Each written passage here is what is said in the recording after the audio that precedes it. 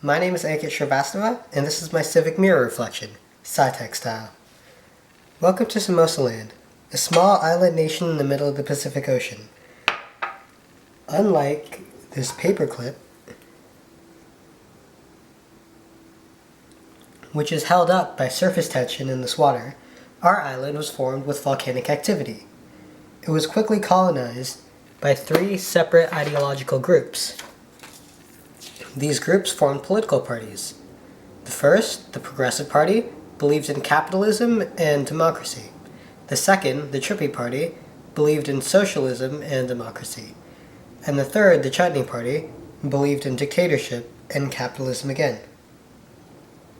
We had an election during our first winter to decide who would rule the country.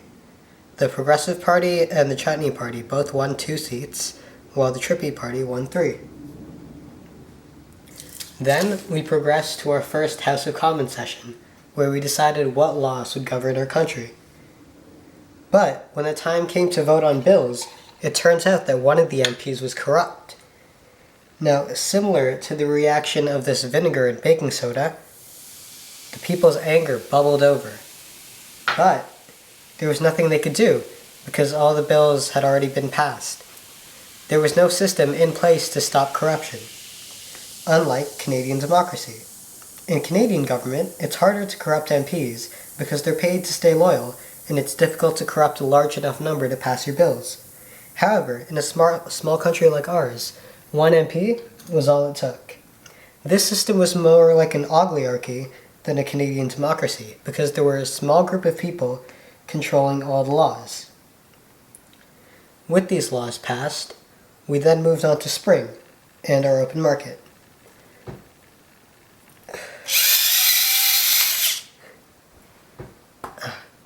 Just like these little specks of pepper floating on top of the water, our country is in reality controlled by trade. All countries are fueled by trade. So if you think of this water like our country, then the little moving specks of pepper on top are like the trade. The people and the goods are always moving around in the country, but the country itself stays the same. I was able to get everything I needed because I had food, and food is something everyone needs, but not many people had access to. However, other people, like Sarah or Jahan, were unable to buy what they wanted. Sarah couldn't buy anything because she was too poor, and Jahan was being discriminated against by the people who owned the food, so they were both unable to get what they wanted.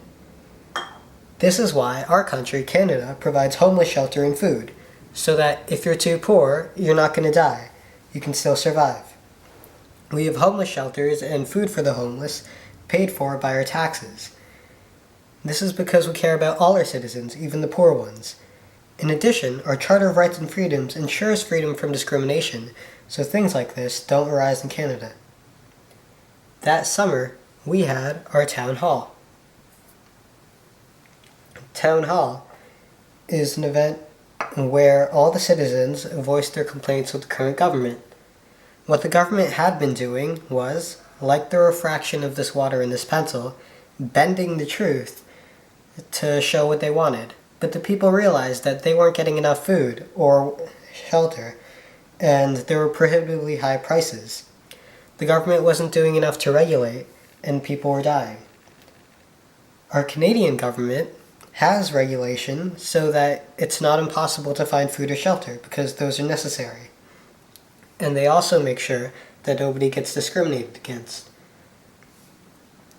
When I proposed a revolution, however, to overthrow the government, the people refused. The reason for this is that citizens usually prefer political revolutions to civil ones because people get hurt. This election, there was a political revolution in Canada where the Liberals won a majority of seats in the House of Commons after a long period of conservative rule. During the fall, we had our national court. I was able to prove government corruption and get all their laws overturned. In Canada, the judiciary has a similar role to check the legislative branch whenever they do something that the people wouldn't like. If you think of this water as our country again, then this bag is like the judiciary. When unfair rules try to poke through and interrupt the flow, this bag, like the judiciary, holds it together.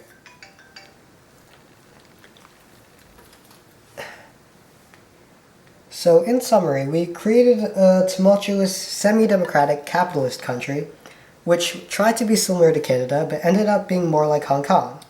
The Canadian Charter, Constitution, and government exist to protect minorities and the poor, and they need to exist to protect a fair democracy. These systems are much like the rules of physics, governing how these colors stay together in this milk. Because these rules are important for a fair country.